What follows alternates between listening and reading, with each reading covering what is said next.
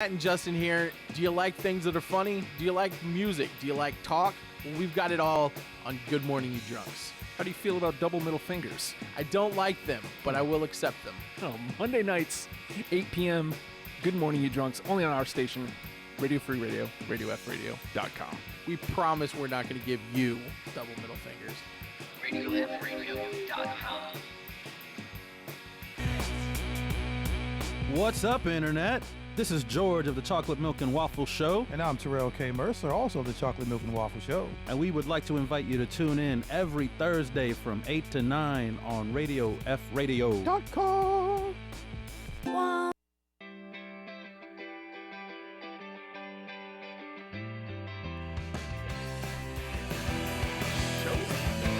Hello?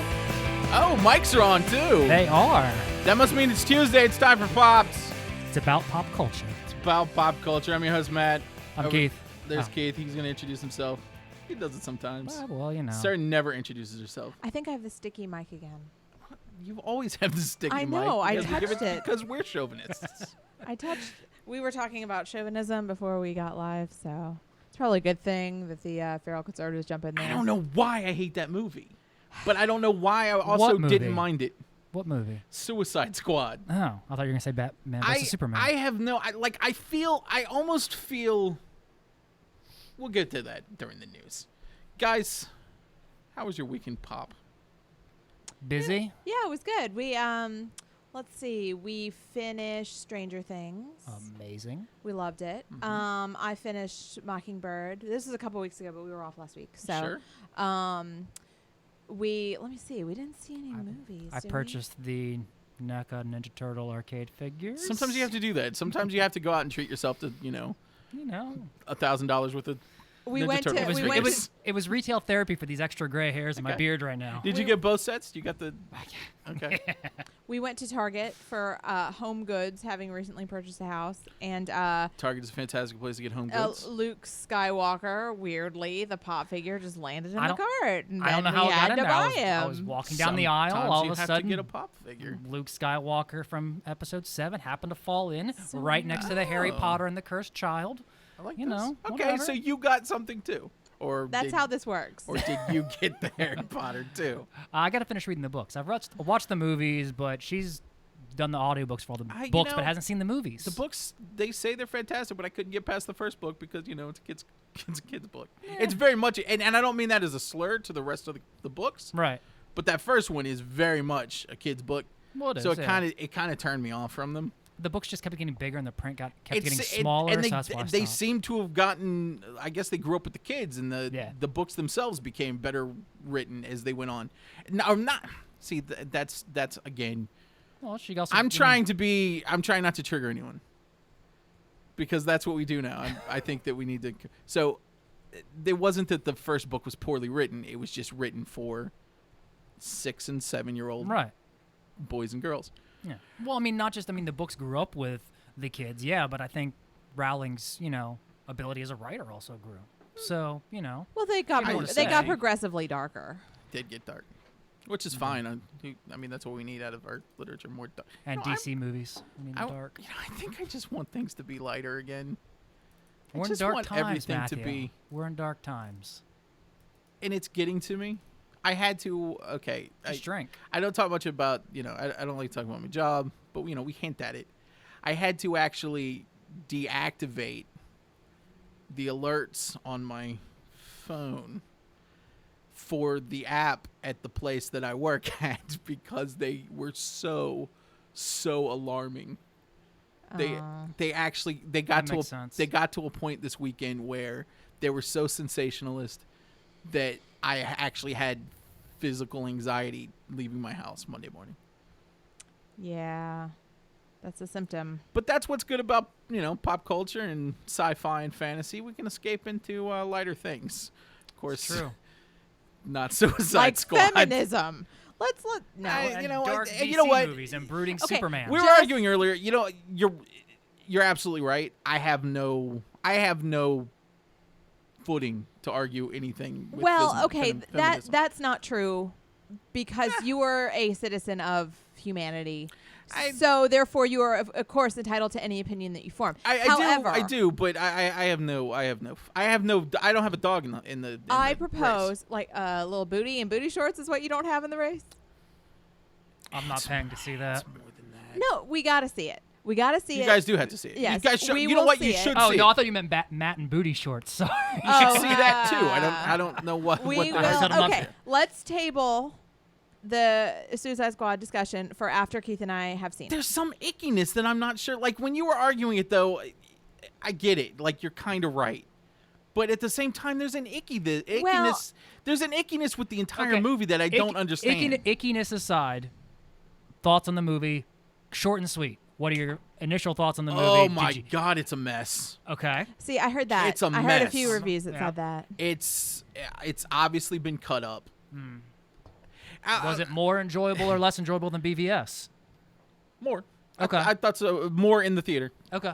Although I don't know if the ultimate cut was more enjoyable either, because it was just longer and explained everything. And made sense. Okay, I'll put it this way. So we get 20 minutes in the movie, and they've showed us like 10 minutes of Deadshot's backstory. Okay. And they've showed us 10 minutes of Harley Quinn's back. And I'm like, we're 20 minutes into this thing, and we've only got through 2 of these guys' dossiers. Right. Like, we're spending a lot of time here. And then all of a sudden we get to, another dude, and he's not as much time spent. And then no time for, like, by the time they get to, like, the rest last of the other member. half. Yeah. There was a character in here, Slipknot. Who? Slipknot. Yeah, I'm not sure. I've never heard of Slipknot, but I also a have never band? read. It was at one time. Okay. There's the Slipknot character in this, played by Adam Beach. I don't remember them showing anything of his backstory. He just kind of showed up and they were like, "This is Slipknot." I don't even know if they did that. I think they were just like, "This guy can climb stuff," and I'm like, "What is that? His superpower? Is this what we need on the team? Maybe he needs to Right. scale a mountain." I heard that. There was another review that I read that suggested that they. Well, here's the thing. By the time we get to the other, like, they show him in that. I don't remember seeing him in the rest of the movie. Like, I don't remember seeing him at all. He never got to climb anything, I don't think. He did. You just didn't see him. He was already on top of the That's whatever thing weird. he had to climb. But what you were saying about somebody else? Yeah. I read a review that said that some of the background exposition, was good, but there were some characters introduced twice and some that were not introduced at all, and that created a problem for like continuity. At one point, I got up and went to get more popcorn. I was gone maybe 5 minutes at most. I came back and Katana was in the movie. Well, Just- you And we're talking an hour in, and she's just there. She's just walking and fighting with them. And I'm like, I turned to Heidi, who was with me, and I was like, when did Katana get here? And she said, I don't know how true this is. Yeah, she showed up on the plane and was just like, "Oh, sorry, I'm late." If you're writing in a character in a movie that's got 7 Yeah, but- characters already, and her entrance is, "Yeah, sorry, I was late. I got held up. It was traffic." Okay, It's but traffic. but here's a counterpoint to you about this whole backstory exposition stuff. Do those like 10-15 minute flashbacks, are they necessary for an ensemble cast like this, or do you just give them exposition within the dialogue? They fleshed out Deadshot, and they fleshed out Harley Quinn. They didn't worry. Yeah, about but did they anybody else. need it though? Because look at I'm going to take a Guardians of the Galaxy, because we got maybe 5, maybe Probably 10 not. minutes I don't know. of Peter Quill's backstory. I don't know because the story's such a mess. But then Drax, Gamora, Groot, and Rocket, we didn't get shit on them. But we discovered that Gamora was Thanos' daughter and Nebula's sister through dialogue, and it can be stuff like that can be written in. Well, it wasn't. At one point, Katana does start talking to her sword, and somebody says, "Yeah, her husband was killed in by that sword, and he's now trapped in it." That was it. I was like, "Wow, well, that's interesting. Why don't we see that?" No, we'll bring it up in passing conversation. So my counterpoint to that, and like I said, I still haven't seen the movie, and we should probably table this until we see it. But I heard that the 2 standout actors were Will Smith and Margot Robbie, and that perhaps is why they pushed that screen time. Think about it. Well, yeah, Well, I mean, you they're don't- definitely the reason you go there. Okay. The hot chick and the actor we all Cool. know. How So, did Will Smith do? But you're a writer, Yeah. so that's kind of backwards. you Oh, should you- have written the oh, story. Yeah, you're before you right. From the cast writing, people. yeah, and the strong script. Well, and let me you're tell right. you, and part of my problem with this is, and I'm absolutely fine with things that break structure, but coming at it from 3-act structure, it breaks all kinds of. I don't know what's happening. I mean, it doesn't follow a traditional structure really. It's weird. I really do look forward to seeing it again because, man, but the Joker is the worst thing. Worst thing in the whole movie. Someone told me today that the Joker was the best part. Okay, cool. The Does he thing- look Hot Topic? That's like a weird. That's like one of those roles, though. You know, you have to you're either going to be the best Joker ever or the worst. You know, like you got to think you've got Heath Ledger and Nicholson and Mark Cesar Hamill's Romero. Mark Hamill's voice work, Cesar Romero. They all have these really distinctive ways of playing the Joker, Yeah. and that you have to do that. You cannot play Nicholson. You cannot play Ledger. You have to Oh, do he your didn't. thing. He did. He did his thing. Well, It was. I thought it was a little. I thought it was a little embarrassing. well, I thought it was very. This movie was very much bro, if that makes sense. It was very bro. okay. And you know what? I think that might be what I'm having problems with the Harley Quinn character because I'm conflicted by this whole movie, and you could tell just the non-argument I was giving against her that I'm not really solid on it even being chauvinistic or anti-feminism or anti-feminist because when I start thinking back, yeah, she did kind of make these choices, and if she's making these choices, it can't be chauvinism. It's not really. But then there's weird abuse involved with it at the same time, and there's the mental health aspect to it. There's a lot there in that character that I think, number one viewing isn't enough for me to really make any kind of argument and have any kind of intelligent discussion with you about it. Because as I'm trying to make points, I'm invalidating them in the head, and that's why I wasn't really arguing with you. I was frustrated, and I think that might be it. Maybe the character is more complex than I'm giving it credit for. Maybe the performance is more complex. Well, maybe not the performance, Maybe you haven't seen all of the performance. because let me tell you, she can't hold her accent. That accent's all over the place. Okay, so I will see it, I think you need to see it. I need to see it again. and I'll post a newbie review. I think like I like to do you're on gonna. the zine. I think you're gonna have a good take on this. Yeah. I really look forward to hearing your take on it Well- because I think it's going to be interesting. I've got a question for you because I don't know this myself personally. How much of the animated series have you seen? Like the old '90s stuff that we grew up with. How much- 0. Okay. Hence It ain't. the newbie Oh, I review. know It's it's not not that. that, but It's that's not but that I'm at kind of all. seeing if she has any framework for I this character. have no background. The Okay. only Which it may be better for her. the Yeah. only thing, and I mean that's how I felt going into what was the other thing that we saw that everyone was all riled up about, the cartoon, the Batman, and Matt and I thought about the Batman Killing Joke. Killing Joke. Yeah, I came See, in. I never said it. I didn't see it, so I can't make it. Well, we came into it, and you know, it's a different perspective. It's a different perspective being a woman. It's a different perspective being like, you know, a feminist and being new to this world, you know, and only knowing sort of what I cherry picked to know. Everything else I'm exposed to happily, but I don't come in with any preconceived notions. I have this is how the old movie was, this is how the comic was, this is how it was played by X actor or Y actor. I don't have that. So I come at it from a really different angle of did I enjoy it or not, true or false, you know? And that's sort of where I begin. Well, and my feminist leanings are all very much women are 100% equal with me. Right. And that's as far, and that's how far I take it because I can't take it any further because I'm not a woman. So all I can do as a guy is say, you're 100% equal with me.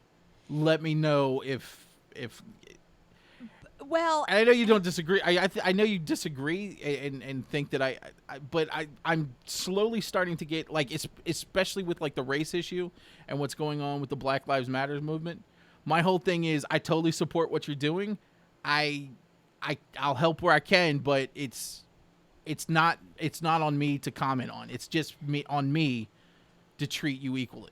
I think there's just always going to be a gap of understanding, between races, between genders, and all this stuff. And Generations. yeah, all this stuff. I mean, and it's not, it's not to say that, you could tell me that I'm 100% equal to you, but the fact is that we're still different. We can be equal, but we're still Well, different. absolutely. And that's totally different. yeah, and it's a different situation. I mean, you got to think. Like, have I ever treated you any different than I treated anybody well, else? no, but this is not about you. I know. This is about. She made me a sandwich earlier. I did make him a sandwich, but It's not, but I feel like it is when it comes to men and feminism, because I feel like it's on them how they treat, and especially being a white guy, it's on them how they treat women, minorities, And I think if everybody just starts, I think if a lot of these white guys don't try to overcompensate, don't try to do anything but view them as 100% view everybody, just other people too. I mean, shit, the problem with white guys treating other white guys like they're like they're superior. but you got to think the first step isn't, I mean, yeah. And also, I also want to say the problem's not white guys necessarily. No, I'm not trying to put the blame on white guys. No, it's totally white guys. We got white privilege, man. Yeah, we do. I think the initial Absolutely do. the initial problem is not what the judgment is. It's that there's judgment. Do you see what I mean? Mm-hmm. Like if there was a man walking around in booty shorts, shaking his ass, center frame of the camera, that would be regarded differently than the judge. Now he'd still be judged, but the fact that there is judgment is what starts us all. We're getting way off. I was just line gonna here. summarize this whole thing, and there's always gonna be judgment. Just be good to people, and tell me about that Rocketeer movie. Yeah, let's move on to the Rocketeer movie. But I'm trying to cover because I don't have Speaking much of women, news. There's plenty of news. There's a Curious George movie. I There's don't a even think Rocketeer this movie. is. I don't even think this is off topic. No, it's We not can off get topic, serious. but It's not off topic. I haven't get seen serious. it yet. Yeah, you're right. Yeah, I mean, it's all Wait till just- I see it, and then I will have a formed opinion. Plus, Keith was telling me about your smaller woman brain earlier. That's so. true. I'm out of the kitchen. I'm all kinds And of confused. that's how I we let her do it wear. here, I folks. let her wear shoes so she could come to the show. I mean, Wind it up and bring it right back to a chauvinistic joke. Yeah. I did make him a sandwich though, so my purpose has been fulfilled for the day. Okay. What kind of sandwich? Egg salad. It was amazing. I make good egg salad. What do you do with She your makes egg good salad? food. I do What do you make good do? What food. do you do with your egg salad? You I do put anything funky? No. Just pre- egg and salad? He's a pretty, I'm more picky than anything. He eats like a 10-year-old, like he's a chicken nugget kind of guy. Not so that bad. yeah, you are. So I make it really simple. I don't like pickles in it. That's about it. I still put pickles in it, but they're Suicide Squad made me feel so icky. Speaking of egg salad, You know what makes me feel great? That Rocketeer movie. oh, I don't have that in the news. Ah, damn it. there's go a to the- let's Rocketeer go to the movie. news. But that's the thing. I mean, Let's go there's to the news. Suicide Squad made Jesus. $145 million. The Rocketeer would have tied into this conversation, by the way, because a black woman, if I remember correctly from the article, is taking over and going to off to look for Cliff Secord, who's a white guy. But she's taking over the... You only see race and sex, though. Yes, well, when they promote it that way, because that's what they're trying to push now, female Ghostbusters, Black Combative. Iron Man. I'm combative today. Black Iron Man is good, though. You ever seen that? Well, didn't he, lose function of his legs in Civil War? But there's actually a black female taking over for Tony Stark. Tony Stark in the comics as well. So, I mean, when they promote it that's like that, it's tough not to talk about it because that's what they're trying to push. Push what they want. Just say, hey, we got someone new taking over for Tony Stark. Yeah, but I but kind of that's feel the like problem. That's the problem. I kind of feel like that makes it seem like a woman can't be Iron Man. yeah, and I kind of feel like if a young black child finds Tony Stark and is like, "Oh, I totally relate to this," then I mean, some good has come from the world. It's not all about middle-aged white guys that are buying these comics. No, but I mean, that's what the thing, though. It's when this whole, I don't know, genre, if you want to call it that, the comics, all this stuff, this is going to sound horrible, but the world's been run by white guys for hundreds of years, so it's going to take some time to get out of that mentality, out of that, way of thinking. It's not just going to happen overnight, and we are making good strides, but the more we talk about it, the more we put focus on female Ghostbusters, female Thor. Just say, hey, Jane Foster's taking over for Thor. or she, I don't Mjolnir's. think. I mean, the stuff answer like is you that. got to stop people from writing salaciously like that. But If it works in that the gets story. clicks. It's gonna. That gets clicks. Did you watch the John Oliver? No, I still haven't watched it. But here's the I thing: haven't finished it. we've been, Keith has a really good point. We have been in a white male-run society for a very long time. Don't get me wrong. I'm not complaining. Yeah, no, but- it's working out for you too. But it's gonna take a long time to change the direction of the ship. Yeah. It's just gonna take little changes over time. People just have to dig in. Is it perfect? Is it perfectly feminist to talk about girl? It's a girl Thor, girl Thor. No, it's not. But it makes a step. It shows a powerful woman. You do what you can. Try not See to it. sex her up too much. Yeah, and see, that's the thing. I think that's. I mean, that's just really Go where. see it. I don't know. See, I don't know if she's strong. I don't She's know. Thor. Yeah, she's strong. Oh, you mean Thor? He's going back I to thought we Harley got that Quinn. one. I Point is, I get it. You're right. We do need a bloody revolution, and I think that you're. Hashtag Perfect Field of to- Johnson. I think you're perfect to start it. I would be the worst leader of a revolution ever. I just decide not to show up one day. Be like, can you guys just? Okay. You're such a girl. There's a Rocketeer movie coming out. Oh my God! There's a Rocketeer movie. Really? Tell me more. Oh my God, Keith! Did you hear? There's gonna be a Rocketeer movie. Rocketeer? Tell me more. I all- must know about this. That's all. That's all I got. New Rocketeer. I hear that it's not a reboot completely. I like that. I like that. I got You also too, like- I got too, You I got also too like lazy not sitting talking up. on mic. I also like not sitting up in the chair. I'm comfortable right now. Got your deprogrammed list ready? Getting there. We're all working on other things. I'm not. I'm drawing. I am looking I'm playing at. Sudoku. I'm looking at the profile of our 9:30 guest. I got that too, actually. Guy Oh, see? Gilchrist, Yeah. who's awesome and an amazing cartoonist. We'll talk to him later. Yeah, I like the fact that it's not a reboot. It actually continues the story, and I think it'll be a good period piece. There have been plenty of comics where the Rocketeer has gone off to World War II to fight and stuff, and that seems kind of Fight like the Nazis. yep. And I think this will be a good way to continue the story and still do an homage, if you will. It's nice seeing an IP come back that deserves a second chance. I feel like that could have been a really good IP for Could've Disney, and it's nice to see that they're giving it another shot, Yeah. especially after Tron didn't work out. Yeah.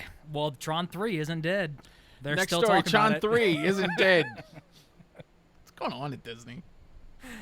God, they're flush with all that Marvel Wars and money? Star Wars money. They don't have to do anything anymore. Not to do anything. They're trying to figure out how to make, how to bring Star Wars into Infinity War. Is what I've read. I've heard Patton Oswalt has a good connection. He can make that happen. Taron Killam and Jay Farrow fired off of SNL. Which is weird because they're like two of the best. Yeah, It that's says Jay weird. Farrow, Obama. Yeah, you think that? I was thinking the exact same thing. Yeah, that was the first thing that came to mind. Well, term's almost over. He's leaving office, so we're not going to need you anymore. We no longer need you. Nah, I still feel like that's a weak excuse, but Well, that's how the work was. Well, yeah, I mean it's a fickle industry, I Kind of weak. suppose. I can't think of anything else. Our pal Sean suggested that the show is overcast, and maybe they're trying. She's to, talking about this one though. Well, yeah. But she's and she was saying that bad cuts, but it makes sense. Isn't Keenan still on SNL? Yeah, They need to cut him so he can do a Keenan and Kel reunion. he's- Man, Kanan he's just riding that one, isn't he? Good for him though, man. He's well on his way to Daryl Hammond years at this point. How long was Daryl Hammond on SNL? 13 78 some years. Longest running He's guy. still around to He was this one of the day. He original is prime still time. around. He's doing the. He came back for a to few- be he took Don Pardo's place. He's announcing. Oh, let's go back to Disney for a second. Yeah. Our listener Alexis says that she's mad at Disney because of Snow White sequels. They've kind of shot the bed, and she wants a good Snow White remake. Like Cinderella remake was good. We enjoyed that. Was the Snow White movies Disney? I don't think they were. They were Universal. The animated? Oh no, Snow White and Were they Snow White and the Disney? Huntsman. maybe they weren't. Yeah, they weren't. They were Universal. Oh, I didn't care enough to go see the movies. Why am I going to care to look into who actually did that? A good point. That's anti-feminist of you, Keith. There was that cool shot of Charlize Theron coming out of the weird milk Overrated. bath or something. Oh. That was Eh. a neat shot that I saw in the trailer because I couldn't bring myself to watch Yeah, the movie. okay, Alexis, I think that's our pop show ruling that it might not have been Disney who screwed up. I'm Snow almost White. positive it's Universal. Speaking of Disney, 180 Days Out. Matt's excited. Matt's all I taken. could do is think about Disney and in fact today I saw in a video of MGM Studios, or I guess it's Disney Studios now. Is that what they're calling it? I know where the Rocketeers rocket pack is now. Yeah. Nice. So I'm Are they still? Do they still Hey, have did you them up hear to there's 4D? a Rocketeer movie coming out? Nice. I heard it's a new Yeah, one. it's a new There's a one. new Rocketeer. I like when Keith gets uncomfortable with the topic. I wasn't uncomfortable. Just getting a little long-winded. If there are two fine. people that I know that can talk, it's you two, which is why we do a radio show. Oh. You know. Well, call me a woman. Gambit movie is held up because the script sucks. At least they're not releasing it like the Deadpool movie or the At what was it, X-Wolverine Origins or whatever. At least they're not shooting it like That they too. did And he didn't- Suicide Squad. He didn't really. It's being written by what's his name, Simon Kinberg. He didn't so much come out and say that the script sucks. He just said it's not where they want it to be yet. Deadpool took 10 years to develop and get true. perfect, so they're trying to get it exactly where it needs to be before they just put out a half-assed Suicide Squad kind Good of movie. for them. That's Which how it is should good. be. And complain all you want about what DC's doing. I don't think Fox has been doing too great over there with the X-Men. So I still haven't seen Apocalypse. I like the end, Like- very end when they show the suits that are very close to the comics. That's it. Okay. But I mean, It was they're, okay. they're doing. It was okay. Okay, so let's see here. They're doing better with X-Men than Fantastic Four. I'm doing better with everything I'm doing in my life, and there's nothing. There's nothing going on in my life. It's weird because I had a thought right before this, and then it went away. That happens. Well, it was gonna be. I feel like it was gonna be important, but now it's gone. So thanks for the help, guys. You're welcome. glad That's all. Anything else? I don't know. If there's more news, I they can go missed to the something. Popped page on Facebook. That's right. If there's more news, go to the Pop page on Facebook. It's Popped RFR. Maybe. And nope. It's Is Pop that what Show. it is? Because It's Pop Show. really, no, Pop Show's the Twitter. It's Popped RFR. yeah, I think it is Popped RFR because I was trying to show somebody It's did it at Popped work. RFR. I was trying to show somebody did it at work. I was like, Popped Show RFR. Okay, nope, take the RFR off. On Popped Twitter, Show. we're at Popped Show. Correct. And Sarah's manning it right now. She's manning it right now. Are we live streaming? Of course. Wave Oh, to everybody out there. Oh, hey, how about It's that? it's like TV with bad lighting. with less attractive people. And we don't move as much. Hey, no, we put I'm the an attractive we person. put the attractive person back, just I know, put her back and to I am the. wearing something low cut today. I you know. guys. I'm gonna just take it and point it straight. Why at don't your we cleavage. put the camera on this side over here so we can see Because all three I of us? don't. What? Oh, he's not done We redecorating. got a set. Oh, pull the curtains. We could. Mr. Wizard? We could do that. Sure. I mean, you usually have them closed, except for the fact that it's like bloody humid as hell in It here. is. It is very humid. So, yeah. So, what? Stranger Things is later, because I keep wanting to talk about Stranger Things too. We can talk Very about excited that. about no, We've I that. seen mean, that. yeah, we can talk about it. I just haven't finished my review yet. We can talk about it. Let's talk about it. Oh, Oh, hello. all right. Surprise! I don't have to stall. You saved I me didn't- from talking about Stranger Things, Juan. We can still talk about Stranger Things. Did you see it? Did you love it? Oh yeah, it's perfect. It was great. I loved it. So, tell us what you thought of the last couple episodes, because that seems to be the subject of debate here. Do you think? Do you like the way they kind of wrapped up the last couple episodes? Or that- Next to Less was I liked fantastic. It reminded me of those old Stephen King books, or those I feel like there's Tales from the Crypt, where the season told a complete story, but ended kind of on a darker note. There could be more, but the story that we wanted to tell has been told. that's kind of what I got out of it too. Stephen King, that was what I couldn't put my finger on, but yeah, I was reading that the Duffer brothers, is that right? Who did it, right? Yep. right. They actually wanted to remake it, But at the time, when they submitted their proposal or whatever, the producers like, no, we don't want to do that. And now They wanted to do that, and now but they this is- probably should but have done that. If they didn't get rejected, we wouldn't have had Stranger Things. Yeah, it worked So- out. I like Stranger Things. I thought it was great. Yeah. The universe is I awesome. thought Stranger Things at first was gonna be like an anthology show. I feel like it could be. Like each season is. I think that's what they're talking about for future seasons. I think that's what people are hoping for. I don't think there's been any kind of Yeah. official word. And in fact, I feel like it's leaning towards it's a continuation. Okay. But I don't know why I'm saying that. Yeah. So I could have dreamed it. Oh, you know what else came out in the news this week? Luke Cage trailer. Oh yeah, that's Yeah. So, but Juan's on the phone, so let's see what he has to say today. Juan, did you see Luke Cage trailer? I did. That was also great. I'm excited. Me I'm so too. excited for this. I think that's gonna be great. one of the best. Yeah. So what do we got coming up this week, Juan? After that, then, this week, yes, I forgot comics. Yeah. This week's pretty good. Let's see. We'll start with. Where do we want to start? We'll start with DC stuff. All right. DC, the rebirthing keeps on going. More births every week. Excellent. Teen Titan. Actually, no. I'll take that back. Superwoman #1 comes out this week with Lois Lane apparently a Superwoman now. So we'll see how that goes. Red Hood and Outlaws #1 starts this week as well. Deathstroke gets his own rebirth one-shot with this series to follow. And I think the main draw that everyone's excited for is Scott Snyder's All-Star Batman #1 starts this week, which is very cool and exciting. Now, how does that tie in with the rest of the? Because doesn't Batman already have an ongoing series now with the rebirth? He does. This seems to be kind of like its own standalone thing. Like they're just letting, I guess, since Scott Snyder did so well, everyone loves his Batman series. It's just kind of like its own little book, not revolving at all with rebirth, just like its own thing. So it's kind of like the original All-Star Batman. Yes. Although I wish it was like the Frank Miller All-Star Batman, because what a great Batman series that was. I really liked it. I really liked it too. I do. Also, Teen Titans, the Earth 1 series that they've been doing, like the little original graphic novels, gets its second volume this week as well. Nice. Let's see. Black Monday Murders from, oh my gosh, brain fart. What's his name? East and West. Jonathan Hickman. Oh. There we go. His new series starts this week. Seems to be pretty cool.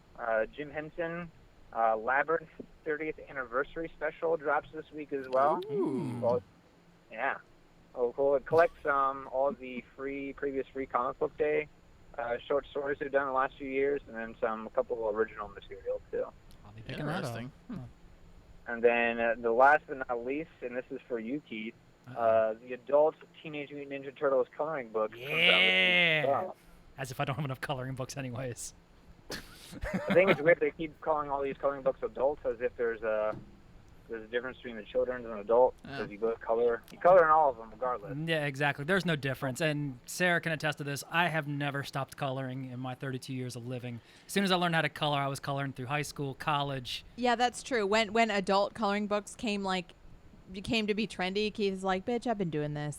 Yeah. It It was was- very hipster when I Yeah, did it. he was. It's misleading though. They call them adults, so you think there's gonna be some sexy poses. but There there's better not. be a It's turtle just penis. If I see adult coloring book on a Teenage Mutant Ninja Turtle book, it better be a patina. Or There April- better just a turtle penis. Just one. No, Anyways. Well, 4. no, 0. Ignore Matt. Just no. Surprisingly, turtle penises are not green. Ah, Juan dropping some knowledge on us. They're the whatever I more want to you color them. know. That's true. They are yet outlined. Gross. your But, color and pleasure. but that's it for this week. All Sounds right. like a good week. Yeah. I will be there tomorrow, Juan, and I will see your face and pick up my comics. But first, tell everybody where they can pick up their comics. That's a good call. Everyone can pick up their comics at Local Heroes, which is located at 1905 Colonial Avenue in the heart of Ghent, right next to Kogan's Pizza, which is also a Pokestop. Mm, and delicious. And delicious, if it's not burnt. Yes. One of the two. Thanks, Juan. Awesome. Thanks, Juan. See you tomorrow, man. Yeah, see you guys later. Yeah, bye. Bye. Love the Juan. We should invite him in the studio. We one should. day. He, I he's think got I've an mentioned open it to him invita- before. He's got an open invitation. I've mentioned Come it to hang with him. us the whole 2 hours. I don't know if he can stand us that long, but I'll throw it out there. He should come in the studio. Do it live. What's happening next week? Maybe he's working because I think he usually hangs out in the store. Because it's Tuesday. He's probably got to sort comics. Yeah. Yeah, and don't forget, I mean, we obviously, if you're local, go to local heroes. But if you're not local, these are the books that are coming out to your local shop. So definitely get out there, support your local comic book shop.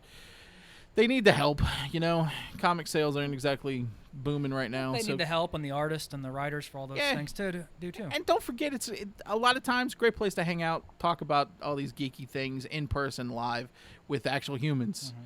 Don't just sit on your Facebooks and do it there. Get out there and actually look somebody in the Pokemon Go eye and tell them that his opinion is stupid. I don't know. That's one thing I miss about the comic book shop is when I used to go get my books every week. You never know who you're going to run into. You always have interesting conversations about things like, could the Hulk have sex with a Volkswagen? If he really got. What? I don't know where that came from. I don't understand it either. I don't know why you guys are looking at me like that. I feel the same way. Very embarrassed. Very embarrassed. I mean, but yes, obviously, if if the he's Hulk wanted really- to, he if could have he's had sex with really- Volkswagen. Is it a female Volkswagen though? Is she choosing to do this? Don't cast don't your care. judgment. Hulk don't care. If he's hulked up, Probably he does not care. What kind of Volkswagen, I think, is the bigger question. Retro. 2013. Yeah. 2013 Too convertible. young. Too young for Hulk. A bug or a van? Oh no, like statutory rape. Because you got to Oh, think, Jesus. a bug's going to be pretty small. It's got to be a van, right? Why? No. I Watch think my you're mom right. have been tuned into this episode. I know. Watch my mom be like, okay, they got past all the dirty jokes. No more Maybe ghost I'll give it another blowjobs. shot. I hope And now we're like, could the Hulk I hope have our sex guest isn't with the listening. Volkswagen? Because I saw the first thing and I was like, uh-oh. Oy He doesn't vey. listen. No, I hope he is listening. Just But not you to were this part. saying though, meeting with people, talking with people about comics and stuff. Yeah, I missed that. Yeah. Because I don't know if you guys know, but I'm kind of not on Facebook anymore very much. I pop on every once in a while just to make sure that I I have no my idea what you're doing. obligations. I don't talk to you unless it's between the hours of 8 and 10 on Tuesday. We're the worst. We're the worst people. I don't have any. I'm tired of talking to people virtually. If I'm going to talk to people, I'm going to go. I want to engage face to face. there are still comic shops around the area that I know of that are still doing like game days and Magic Day, Pokemon, like actual Pokemon card days. I'm and just too busy. can't win. But seriously, get out there and support those guys. A lot of times they're good guys, and also sometimes some of these shops, they're owned by complete weirdos. But not local heroes. But not local heroes. Never local Greg heroes. and Juan are great people. Great there. people. And They're the there's only ones I like talking to at that store. Actually, find a. Jeez. I don't like talking to the patrons. Oh, they're the I'm best. not as talkative They're as you the are. best. I don't like talking to people. I don't either. This is our problem. Now we got to do it for 2 hours. So we touched on it a little. Oh well, let's do what you're reading, Keith. What you reading? Oh, okay. How about this? Hey Keith, what you moving? Yeah. Yeah, I'm which moving what lots of box boxes. have you unpacked lately? I don't We know. did unbagging, but we did the unbagging last week late because of Thursday, Stranger yeah. Things, and it was like late Thursday. It was like No, 9 it o'clock on was. Thursday. Usagi I think came out last week. Still love that series. Rocketeers Did you got just say soggy? Usagi. Oh, okay. The bunny, the ninja bunny. I It's a thought you were- samurai bunny. I thought it was a Samurais of comic honor. book Oh, about that's right. the He kept Captain correcting Crunch me. villains. No, it was the What? I kept calling The it Killer Soggies. Bunny. But before your time. What? I kept calling it the Killer Bunny, and he Yes, was like, and he's he's a not samurai bunny. He's a samurai He bunny. And I doesn't said- kill unless he's been provoked. So he still kills. No, he defends, and if he happens to be a better swordsman, Did the he bunny? kills 'em. Has anyone died at the hand of the bunny? Oh yeah. yes, then but it they makes started him it. a killer Yeah, bunny. They started it. It makes him self-defense bunny. That's not a good hero. Killer Bunny is way better. Whatever, self-defense bunny makes way more sense, and it's a good role model for the Self- kids. Self-Defense Bunny is arguably a better role model than Killer Bunny. But yeah, But he's reading Killer Bunny. Yo Jimbo, isn't that because he's Ronin? yeah, So he has no master. exactly. So why'd she give me that look? Sometimes he gives me a Because- look. I don't Because like you're it. supporting me, and you're on my side. She doesn't like that. Let's see. What else did you bring home? Some Henson thing, right? Oh yeah. some Henson Henson thing. garbage. I'm gonna say, if it's No, Ninja, I can't. It all blends in it. yeah, I mean it's If it's a Henson thing, he owns it. yeah, pretty much. So I'm a sucker Do for you have anything a Henson. piece? Do you have a piece of him? No. it's not. He a, died before I was, able to get out that and way. he was really, really sick. He was. like, Yeah. I don't want to. Be a Christian Scientist. I mean, Well, I mean that was part of it. I know that like relics of saints is a big thing in Catholicism. I don't think we need any actual human matter. I mean, don't get me wrong. It would be kind of cool to say like I own beard hair from Jim Henson's beard, but still a little odd. He was all about jacking some of Henson's stuff from the Center for Poetry Art. So Oh God, was I ever? yeah, he was Ready when to we were in grab someone and just Atlanta run. because they had like the original desk and the way it was set up. You never like- get that out. No, but Go they had aim some for that Fozzie. they had some. Man, if you had stolen that Fozzie, That would have been pretty awesome. No, I I would think have I put was- you in a completely different That was the original At Fozzie. league. It was the original Fozzie. I would either go for Rolf or Ernie because Ernie was like a full size like original Yeah, he had legs. It was like, weird. legs and It stuff. was weird seeing Ernie cool. with legs. And then like the original Rolf. If anything, I'm gonna go for that original Rolf. Over. Oh yeah. You're more of a Rolf guy. Oh yeah, he's totally. a Rolf guy. Besides just the piano, I mean, he's just laid back. He's a cool dude. Okay, so who's got the better song in the Muppet movie? Who's got the better songs? Rolf does. Dead serious. So hope that something better comes along is a great song. That's Especially the fact that it was Henson doing both of them, and it's just a fun piano tune. I was thinking about this morning. I always, for some reason, think that Empire Strikes Back was the first movie I saw in the theater Mm-hmm. because I think it's the first one movie I remembered. But I'm almost positive that the Muppet movie was the first movie I saw in the I theater. have no idea what the first movie was I saw in the theater. You gotta think. Didn't we hard. say we were gonna do like a top 5 Muppet thing at some point? I definitely still want to do that. Okay. We gotta bring that Yeah. back. I mean, not to spoil it, but Rolf's at the top of my list. A top 5. Well, I was thinking about it because Like the best Muppet I- characters. I used to have that album on vinyl and I would do. play it over. You I still have it? I have 2 of them. One for listening and one for framing. This is true. I definitely need to get it again because I used to play. It's on eBay for pretty cheap. I mean, Yeah, you probably can pay get it. 20, You can 30 get it. bucks. You It's can not get like it it's really, really anything. easy. I just haven't. For some reason, I haven't pulled the trigger. Probably because of the Disney chair that's currently Perfect reason to get it though. thousands I mean, and thousands prepare. of dollars. Who owns the Muppets?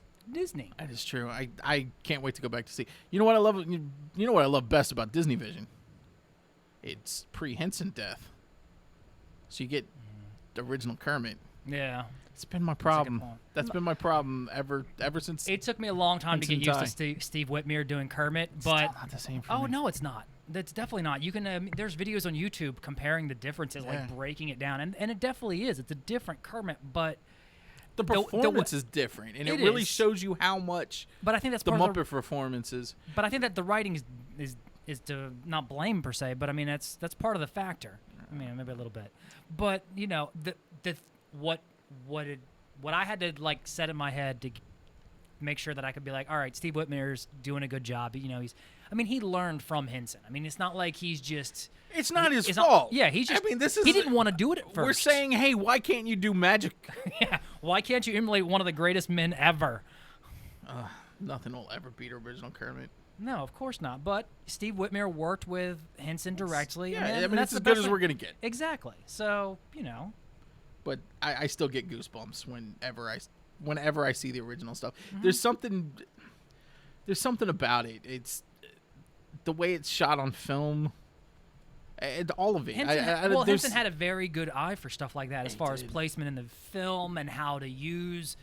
He saw, because I read his biography, which was really great, but he saw the 4 walls as part of the stage. I mean, it wasn't just the stage in front of you and you're filming it and you're trying to frame things up and stuff. He saw those 4 walls around our television as part of the set, and he used it beautifully. Muppet Show might be one of my top 10 shows. Oh, easily. I could still watch the Muppet Show and get just as much. It's amazing how it makes me feel. But I gotta go. I feel like I gotta go moving right along. It's a good one. I gotta- Can you picture that's another good one too? It really is. That's a great album. Those are probably the top 3 for That's me. a great, like, legitimate you, album. You got $4. Vinyl record, 99 cents plus $3 shipping right now. You got 4 days to bid on it. $12 free shipping if you just want to buy it now. $12 and I can buy it now. I think so. Hold on, let's see here. Hmm. Yep, buy it now. $12 free shipping. Done. I'll just send you the I'm link. supposed to be saving money. It's $12. Just don't eat tomorrow. It's a haircut. I do kind of need it. Although I don't. I mean, do you have? Oh, let's ask this question for a Something's second. wrong with the turntable. I feel like this is the. I do have a turntable. Okay, yes. good. Just making sure. I'm not an idiot. There. I just. Well, Or he They're could good borrow art. one of our like 4. I only have one turntable. That's too many turntables. You've got one in the bathroom. No, I don't. Yeah, that. got a you're talking about that- turntable in the okay, back? yeah. No, we That's the moved. It got toilet. it got put in there. I have subsequently moved it out next to the other turntable. I don't even know if that one works actually. I've got two turntables. And a And a microphone. Do you have a? You have more than one microphone. I was waiting for that. I got Yeah, 4. well. So see, I look, got two turntables and 5 microphones. that's just the 5 set up. Sure you Yeah. got more elsewhere. We totally went off on a tangent there. Whenever Muppets comes up, we got to be the dumbest Muppet guys ever. The geekiest If Muppet you guys? ever want to, I don't know why I said dumbest. Just being You know what would be good to talk about right now? Stranger Things like we meant to. No, the guests that we have. I was gonna say it later. just ties into our guests, so it's Yeah, why are doesn't we matter. trying to talk about Stranger Things? We talk about Stranger Things later. yeah. But I mean, I didn't mind the Muppets talk, but in the fact we've also got the guest that's I just- Muppet related, just it We're works so out. close to turning this show into the Muppet Hour, the Muppet Podcast Hour. I feel like there's already stuff about that. Yeah, and we're gonna be another one, and I'm okay with it. We can have a Muppet 15 What's minutes. the worst Muppet movie? Ooh, Muppets Go to Oz. What about theatrical releases? Let's pare it theatrical. down because I Okay, feel like so all let's of those let's TV see which things. theatrical releases have we got here. We've got the original trilogy, Yep. the Muppet movie, Muppets Take Manhattan. No wait, Great Muppet Caper, and Great then Muppet Caper in '82 Yep, and then Muppets Take Manhattan and '84. Wow, they were all Yes. 2 years apart. hold on, I'm trying Then after that, it was Henson died, and then Yes. it was Muppet Carol, the Muppet Carol. yes, which I Muppet Christmas enjoyed Carol. that. And I didn't think that was Then it was bad. Muppet Treasure Island, followed by Muppets from Space. Yep. And then it looks like we've Then the Muppets, got no, we've actually got a few more in between there. No wait. not theatrical. Are you no? Yeah, because Swamp Years was released on DVD. Yep. Very Muppet Christmas Movie was TV. That was right. Wizard of Oz TV. Yeah. All right. No, And then the that's, Muppets, and then the Muppets Most Wanted. Yeah. If we're going theatrical, Muppets from Space has to take the cake. Although Treasure Island's not high on my list either. Yeah, but Treasure Island has Tim Curry, which is a very good saving grace. So we got to put Muppets from Space Okay, so hold on. at the Let's top of the worst. Is that the one where Let's- they were trying to figure out Gonzo? Yeah. which kind of bugs me because he was never meant to be an alien. But He was meant to be a bird, like a turkey almost.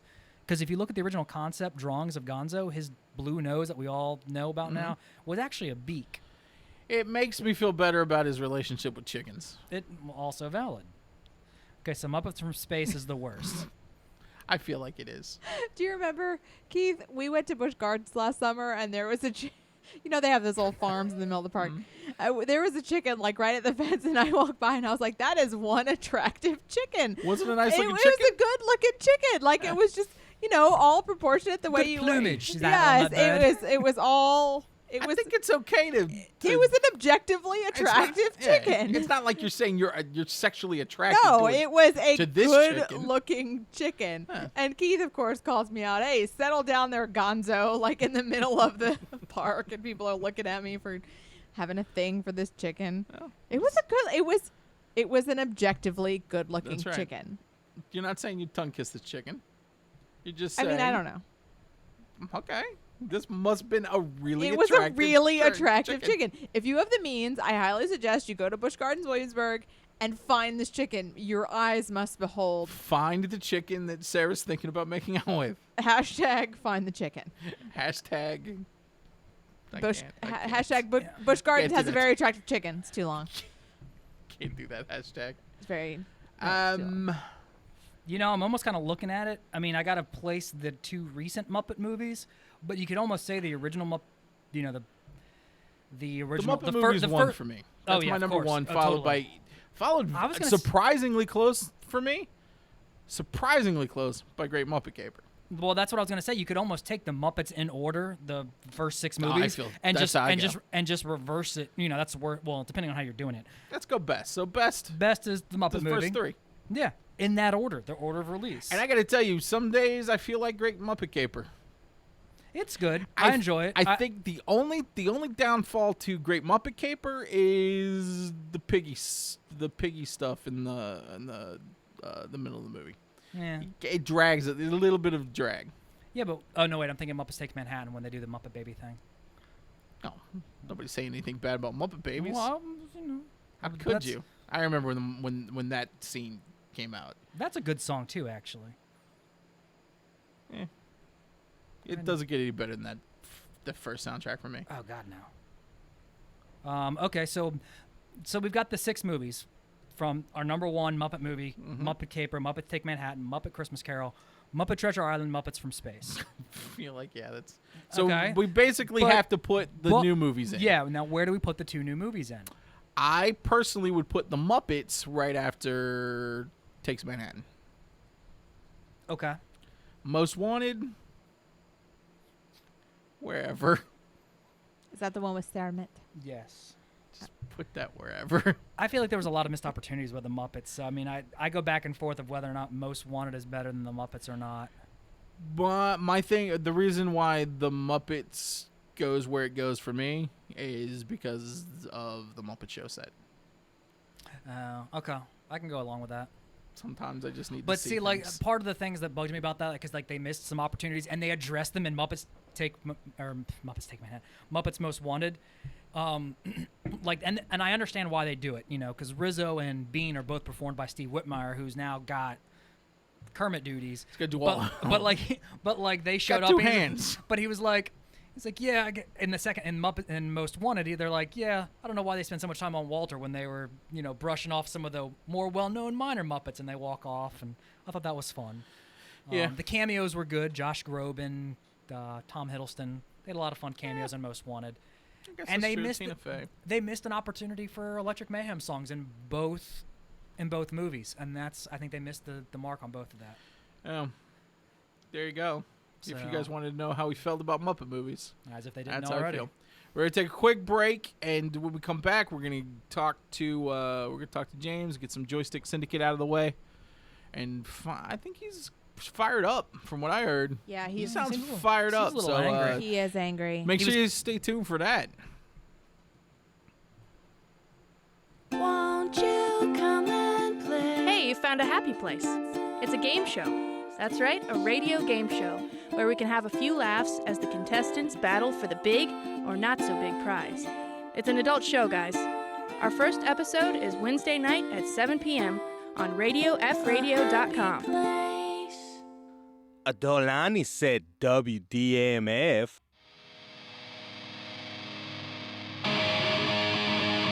Mostly Johnson, ready to fight. Soul is on for sale. Can you hear it? You fought through it once, I didn't think twice. Dying in the back of my mind. You can't feel it anymore.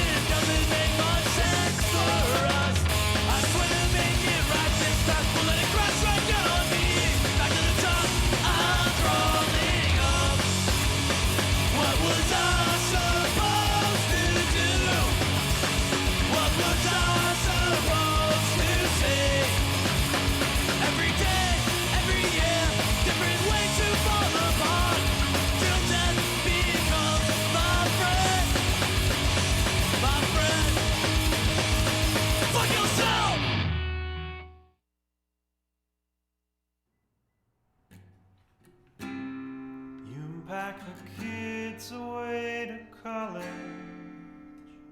and wave them a grinning goodbye down the driveway.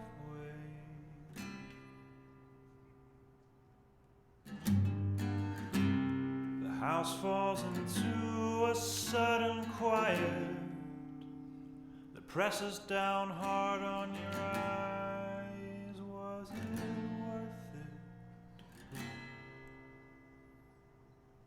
The thought sends a chill down the back of your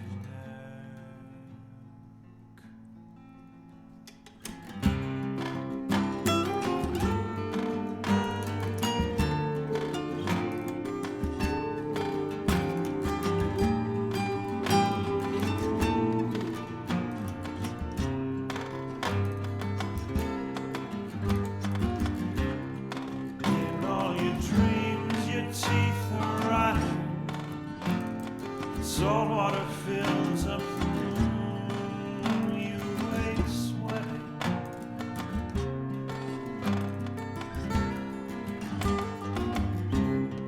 Your bed is frigid and expensive. Most nights it feels like it's new. Was it worth it? Thought sends a chill down the back of hung with the frantic desperation. Move to the country to clear your poor head out.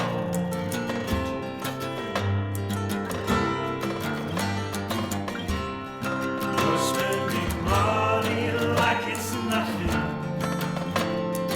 Well, we're on dry in a year. Was it worth it? Thoughts sends a chill down the back of your neck.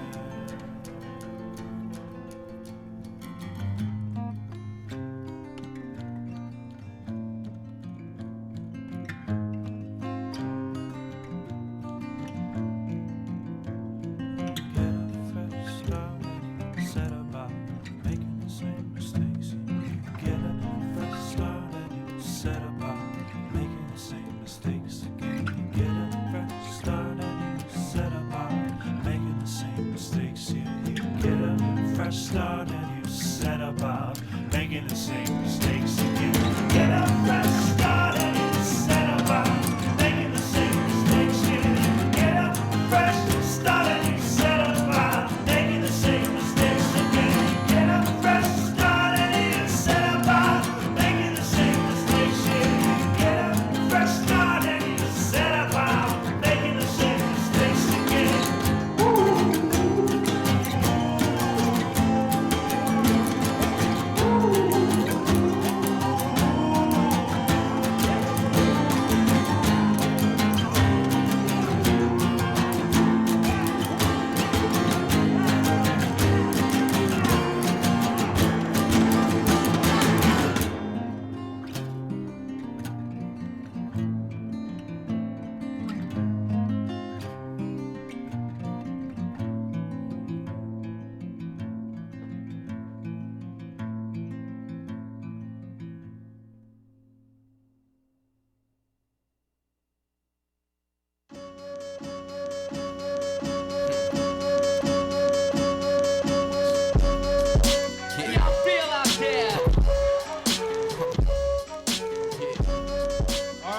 There is nothing worse than that matchstick girl and that Disney. Oh, hi. Welcome back to Popped. Yeah, we were. We Yeah. were talking about the Disney collection. That and- was- Well, you were talking about watching Disney movies, said- and I suggested that you watch their collection of short films, animated films on Netflix. It's fun. That cat one's great. Some though. of them easily are- makes up. Oh. Oh, Hello, James. James. Oh, hi. Am Speaking I of interrupting?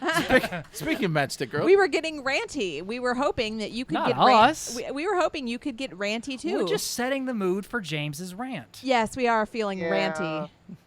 I've calmed down considerably. Oh yeah. I'm sorry. Yeah. Legally I'm or old not? now, so I guess ironically my anger, my unbridled anger tends to cool off more than it did when I was younger and more passionate about irrational That's views. disappointing because I was hoping to have a good debate with you. Oh, we will, believe me. So yeah. First of all, just some quick news. Sony is apparently going to be announcing the next PlayStation, kind of, on September 7th. That is the already semi-announced PlayStation Neo, PlayStation 4K, depending on what you're calling it. It's not a full, it's not a brand new iteration, but a step up from the current hardware that will supposedly have 4K output and support for the forthcoming PlayStation VR headset. Now I heard that there's a couple of rumored names out there that are floating out there. One of which being "F you early adopters. I don't care about your brand loyalty." It seemed a little shrunk lengthy. that down to Seems Neo. a little lengthy, but Little bit, yeah. And marketing is not real keen on that one, but it's a working title. So, in other news, we'll circle back to my trip to Austin a couple weeks ago, or a little over a week ago, I guess. Okay. But there were two fairly big in the Nintendo hardcore community, if you want to call it that, yesterday. Two big semi-unrelated incidents. Nintendo is notorious about protecting its intellectual property. And it certainly exercised its fully legal rights yesterday in completely crushing to oblivion two fan projects. The first is AM2R, which was short for Another Metroid 2 Remake. A little bit of background here.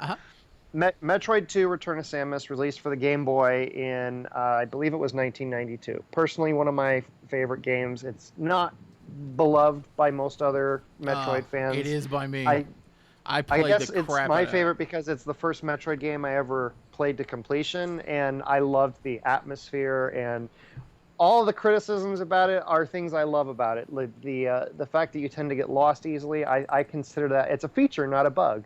But at any rate, a single programmer and game enthusiast spent 6 years carefully recreating Metroid 2 in full color HD and adding brand new levels, brand new areas, improving enemy AI, and crafting this wonderful, gorgeous tribute of a game which he released after 6 years of work. He released it this past Saturday to coincide with the 30th anniversary of the Metroid franchise.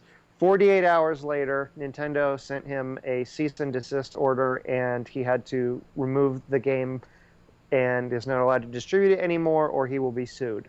Aww. Yeah. Oh.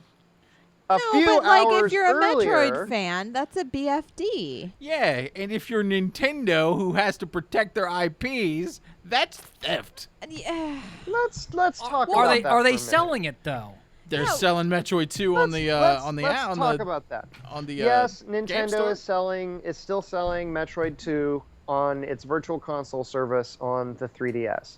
No, the creator of AM2R was not selling it. He was not asking for any money from anyone. He did it as a labor of love and released it for free for fans to play on their PC because he loved the game and he wanted to build this recreation of what he felt was a criminally underrated and unsupported game for a certainly criminally unsupported franchise by Nintendo. For the 30th anniversary of Metroid, Nintendo is releasing a new game this coming Friday, which is Metroid in name only. It's called Metroid Prime Federation Force, and it does not feature the series protagonist Samus Aran in anything or beyond a very tangential form, and is a multiplayer shooter, first-person shooter that's sort of like baby's first Halo or something like that. It has chibi style, or the big head style graphics, And because it's on the 3DS, it's very, simplified, very polygonal geometry. And so far has gotten very mixed reaction from those who have played it. And it's not the Metroid game that fans were looking for.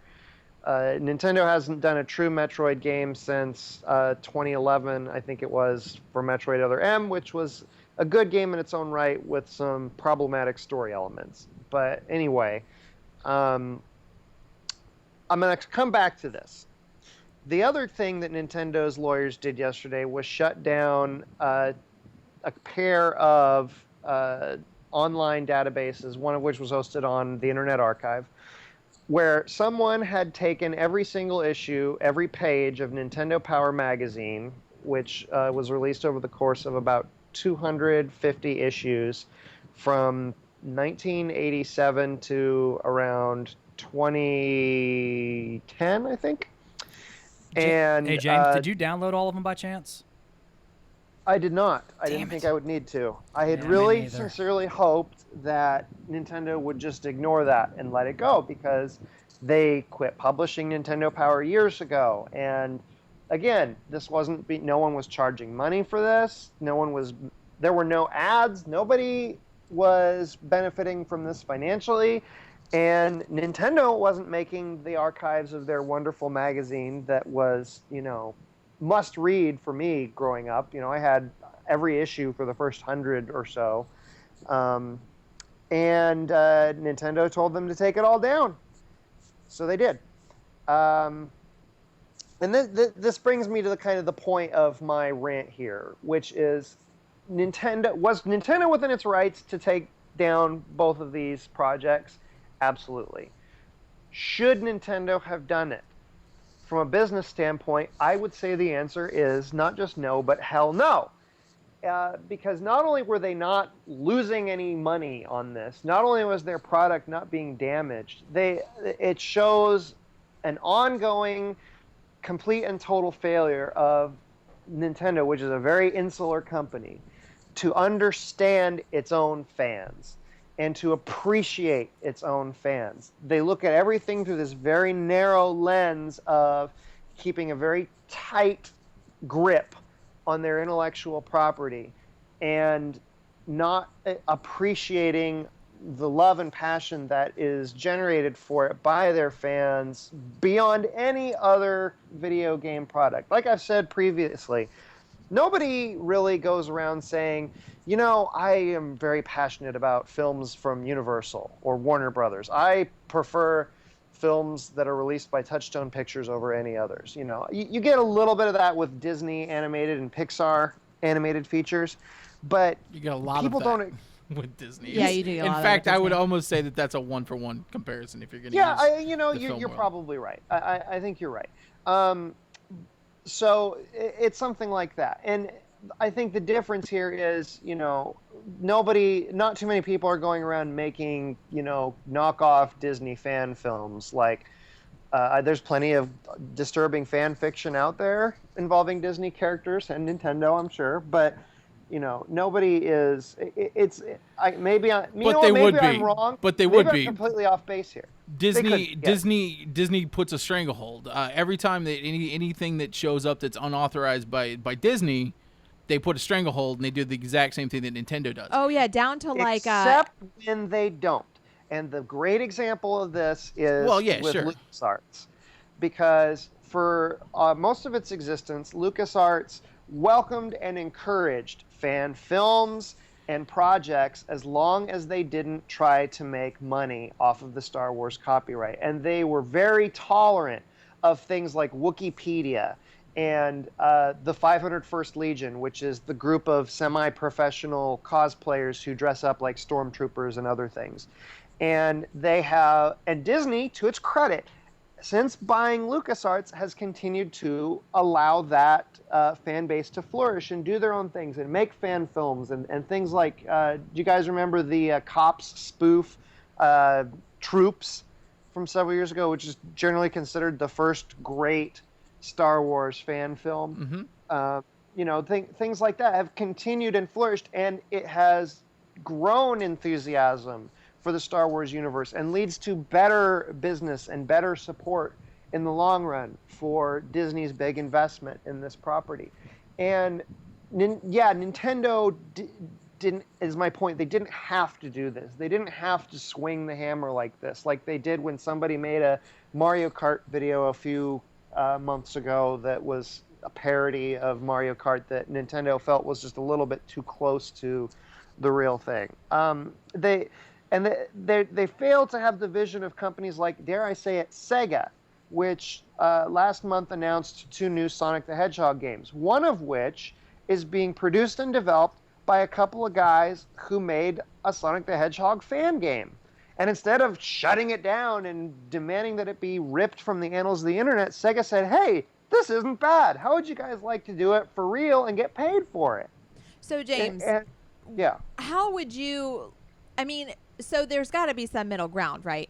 With not about the magazine, I'm talking about the game specifically. What, in your opinion, should Nintendo have done to both appease the fans and this guy with all of his years of hard work, but also protect their intellectual property? Like pay him?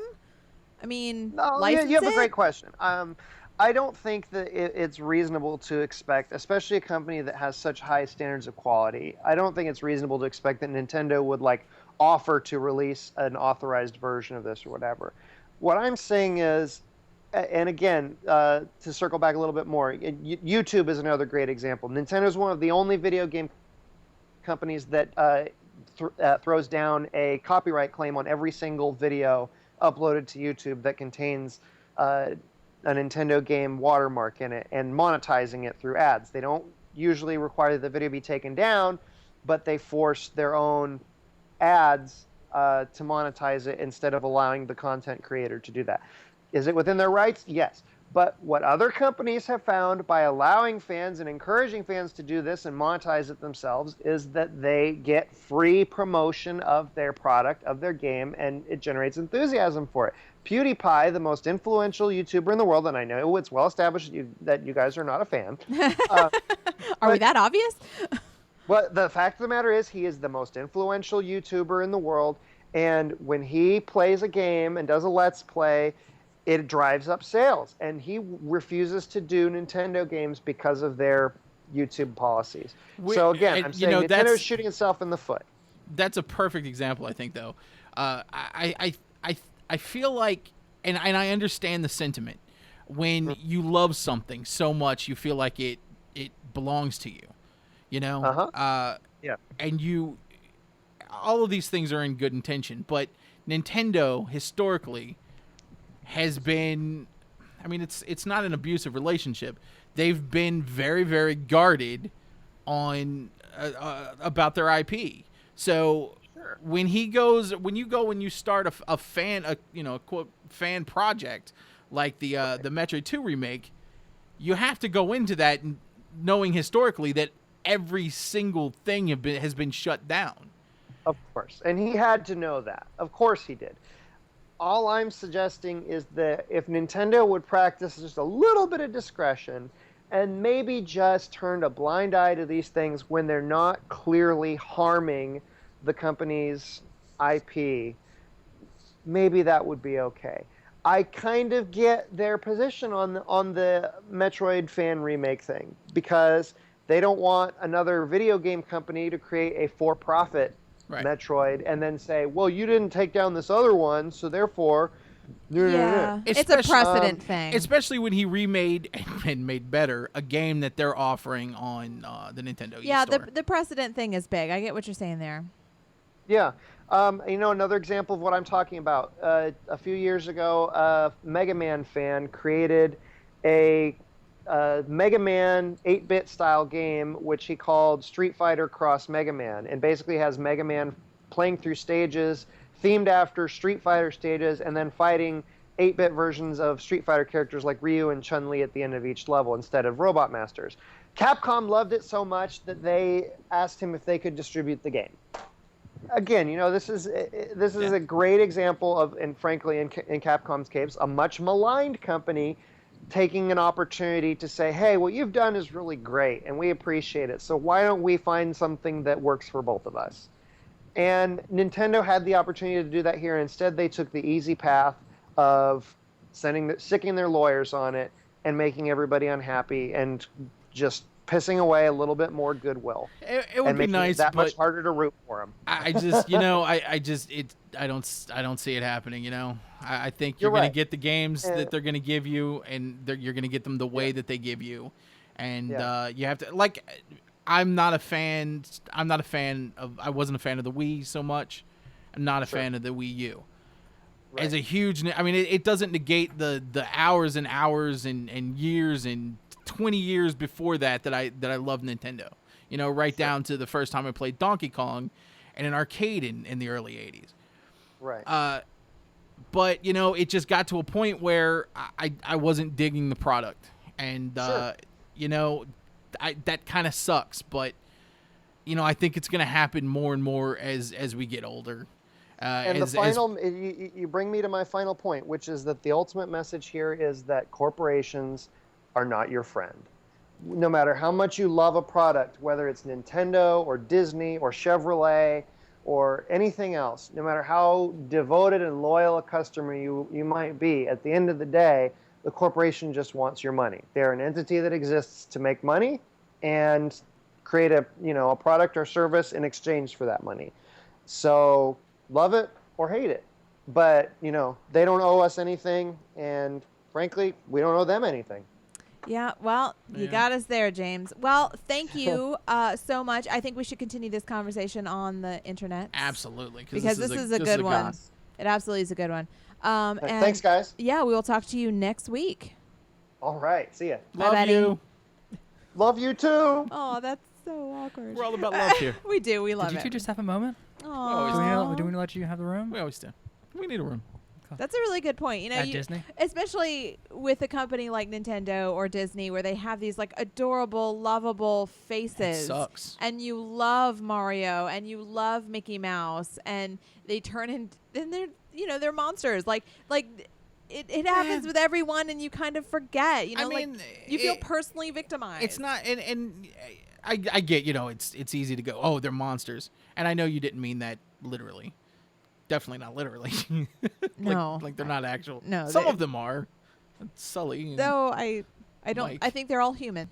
Or are they? It depends. That might be part of the problem. Maybe it wasn't the humans. Maybe the intergalactic overlord. They could be lizard people. I mean, you never know. They could be crab But people. and Disney gets a lot of crap because they are a huge corporation that has a lot of money. Not just they're not just making a lot of money. They also have a lot of money tied up in all this stuff. Yep. And they're not looking at it from I want to crush your dreams and your hopes and your dreams, and I'm gonna step on this little girl right on her heart. They're looking at it from we're just protecting our IP. We're just a business. But are they really losing money though? Well, yeah. If people are playing this Metroid game and not their Metroid. Well, game. here's a good kind of example. Disney has been influential in reform when it comes to property rights and intellectual property rights, especially around the fact that they've got to go to court every couple of years and fight copyright laws because Mickey Mouse at this point should have been Public domain. Yeah. Now, Yeah, but there's legal loopholes to go through all that stuff. Not only they put tons and tons of money and tons of legal resources into going to Washington, lobbying and fighting to get it reformed. And think about it. Think about how much money Mickey Mouse makes. And just because he's been around for a certain length of time, he should be open to everyone to just take and profit off of. Yeah, but when you get into fair use and public domain, that gets dicey because, like, How do you think Disney feels? That's yeah, why they fight it. I get it, and I think there's a difference between, okay, for example, every single utterance that Martin Luther King Jr. ever said, wrote, anything is all protected. That should also be public domain, but at this point, it is not. And that is because of efforts of the King family doing exactly what Disney is doing Do you Bu- feel but like it it's should be different fair property. use? I think it comes down to the content. I Mhm. honestly do. I think that with a brand like Disney being practically imperialistic at this point, it kind of makes sense for them to still have a stranglehold on Right. Mickey Mouse. That is their icon. I mean, that's what they make money. That off is what of. they make money off of. I think the Martin Luther King content should be public domain. At this point, in this America, we fucking need it. Like maybe. that's kind of what I come down to. And it I mean, I understand the reasoning behind it because the King Foundation does a lot of really good work, but I feel like at this point it would do better. They would do better work to share this message. And I feel like that's what he Yeah. would want to. Having never met him, we're getting a little bit off topic. But once again, it comes down to this is what you'd like as a Yeah. fan of the content Yeah, and versus this is what as a Right. business. And there's a lot of stuff. I mean, you know, novels and music and all this stuff every year, volumes and volumes and volumes come out to public domain. And some of it is because of an oversight, and every year there are inevitable lawsuits. Right. Because music shows up on some this or that. And, you know, and there was else in journalism, like, if it's before 1925, you're probably safe. Well, what's before 1925? Like, there's nothing we can use, you know? But, Probably lots of racist stuff. yeah, it's a lot My of racist stuff. position, which is probably going to be very, very unpopular, especially among people who enjoy fan fiction and fan films. My position is, if you want to create, don't be lazy with it. Go out and create your own property, because then you're 100% in the right. You know, it's harder. It's way harder, and it's not established characters that are already established in your heart and your mind. But I think that's what it boils down to. They want to write this stuff, they want to create this stuff because they love these characters so much. Because they have. Well, and I don't disagree. You know, they I'm don't have the with you. right. Yeah. No, but I mean, I don't know. It's a But you know, difficult no, subject. there are no. Okay, but yeah, if you're gonna get down to that, though, there are no original ideas. Everything is a takeoff. Something There else. aren't, but if I take these exact characters and put them in this exact Well, situation, yeah, but like, okay, Mickey Mouse was just a spin-off of what was it, the rabbit that he did? He Yeah, couldn't get Oswald. yeah, Oswald. There we go. So I mean, do you know what the story behind that? I used to know it, Man, Disney got screwed out of it from. but then he went on to create Universal. Mickey. I don't feel bad MGM? for him. Whatever. I mean, It's tough. it is tough, and you know, I get it, but you know what? You could take that character that you love, change a couple of things about it, change the name, gender flip it, yeah, and then you've got your own character. And then from that point, you've taken something that you've loved and infused in. How about now look at something else that you love and infuse that into your creation? There's a difference between homage and inspiration, you know? I've got That's a perfect true. example for you. Luke Skywalker, complete ripoff from Flash Gordon, and then the From space. Flash Gordon, You got- from... you got the space battles, which are basically just World War II fights. I got an even better Hmm. example. Quentin Tarantino. Quentin Tarantino takes big, large chunks directly from movies that he loves, from forgotten movies a lot of times from the 70s, and the man's a master at it. He crafts something different or he crafts them into something different, something unique that's unique to him. Yeah. He adds his own spice, which in his case is strong character work, strong dialogue. well, look at You got the something different, new. Well, look at the DC and Marvel universe. So many of those characters mimic each other down to like rhyming names. You know, Wade Wilson, Slade Wilson. Yeah, they're so. Yeah. I mean, what was it? Kara Danvers and Carol Danvers. I mean, they parallel each other so closely, and that's because they inspired each other and also But look at rivaled a little No, bit. I Look was gonna at- say inspired. Well, look wanna at Deathstroke. Corner of the market.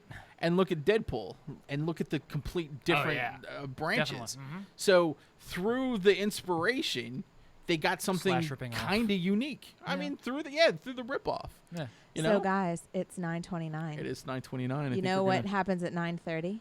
Is it the new segment? Yes, we have a new segment. You wanna? I wrote a little. Yeah. I wrote a little theme song. You wanna hear the theme song? I would like to get the It's theme song. you ready, Keith? You're You wanna gonna hear the theme You're song? gonna regret giving her permission. No, come on. It's No, theme do song it. time. We need more She theme was songs. practicing it at Just do home. it. It was horrible. All right. Okay. Are we ready? Yeah. Celebrity phone, time to call someone the celebrity phone. Justin, can Dialing you- the phone, it's celebrity can you start phone. dialing the Dialing phone, the please? phone, gonna get a celebrity on celebrity I'm phone. going to be coming in cold. Celebrity phone, calling a celebrity on Can't celebrity we bring back phone. Pop tonight?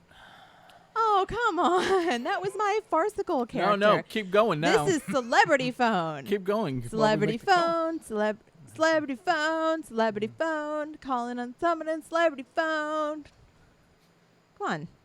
It's great. Celebrity phone. You had to cut your mic. No, I hear you. Thank you, Justin. We are calling. This What if he is so doesn't answer? Do we have a backup plan? exciting. Call him again. We'll talk Muppets. I know. How you doing? Is this guy Gilchrist? It is. Oh, I'm so excited to talk to you. This is Sarah with Popped on Radio Free Radio. How you doing, Sarah? Hi, I'm good. You want to meet my co-hosts? Guy, great to have you on the show. Welcome to Popped. I'm Matt. Keith's over there. He'll be chiming in. Yes. I'm the perky one. She's the perky one. We like to start with the most perkiest of us all. There you go. Okay. So we understand, and this is probably our favorite accolade, of which you have many. Let me just say, we were just dazzled looking at your gallery of work. But what I want to know is about something that really shaped my childhood, and that is the Muppet Babies. So can you tell us? Yay! How? So I got to hear Are you it. singing the song? Are you singing the song in your head right now? Of course I am, every day. But I got to know. Yeah, when I do the Comic Cons, people come up to me and then they go, "Oh, thanks. Now I've got that in my head," and they start doing the Muppet Babies, and I'll just go, "Hey, C, A minor, F, and G. Go home and play it." There you go. Done. I'm gonna go home and do no! it. Now he's gonna go home and do it. See, we're instructional. So how did that happen? We can start there, and then I'm sure we're gonna want to know everything. But how? Sure, Tell me where Muppet Babies came from. Well, what happened was I started working with Jim Henson in 1981. So jealous. I was doing the Muppets comic strip that was in newspapers all around the world, and so I was drawing the Muppets as cartoons, two-dimensional cartoons, in black and white every day. And remember now, 1981, 1982, that's the beginning of MTV. And I guess Jim had an idea, somebody had an idea, it was either Jim or Jerry Jewell, had an idea to do a Muppets music video. And they thought, hey, let's make it like a 50s song and have the characters be little. And this, I had nothing to do with. This was all their genius. And once they started working on the puppets for the video, I got a FedEx with some Polaroids in there of a couple of the puppets, with a note from Michael Frith. Michael was my boss. Michael was the head designer and artist at the Muppets. And Michael said, hey, since you're drawing the characters every day as cartoons, what would all these characters look like as cartoons? And what would all the Muppets look like as babies as cartoons? And, and so you kind of go wild, like just doing all kinds of wacky stuff. And I remember doing like even Robin, Kermit's nephew, who was like only 5. Yeah. So you had to make him a tadpole. Yeah. Baby Beaker. I mean, that's just crazy. Do it Beaker and Bunsen Honeydew as little babies. But anyway, so I started on it, right when there was the very first video. And, of course, that video didn't get released. It wound up being a dream sequence in the third Muppet movie, Muppets Take Manhattan. Oh, absolutely. But my involvement with the babies was really, the concept of them. And then, since I'm a writer, basically I don't even consider myself an artist. I really think of myself as a writer who hires the cheapest guy who can draw that he can possibly find. Me. So when I started drawing these characters, I was, making up scenarios. I already knew that they were in a nursery and that they had dreams and stuff, so I would start playing around with that.